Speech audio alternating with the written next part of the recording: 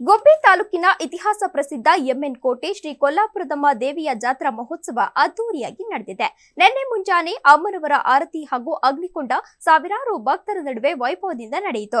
ಅಮ್ಮನವರ ಕಳಸ ಉತ್ಸವ ಊರಿನ ರಾಜ ಬೀದಿಗಳಲ್ಲಿ ಅದ್ದೂರಿಯಾಗಿ ಸಾಗಿತ್ತು. ಕಳಸ ಉತ್ಸವದಲ್ಲಿ ಸೋಮನ ಕುಣಿತ, ಅರೆವಾದಿಯೇ ಬಾಣ ಬಿರುಸು ಮೆರವಣಿಗೆಗೆ ಮೆರುಗು ನೀಡಿತು. ಹರಕೆ ಹೊತ್ತ ಭಕ್ತರು ಆರತಿ ಹೊತ್ತು ತಮ್ಮ ಹರಕೆಯನ್ನ ತೀರಿಸಿದ್ರು.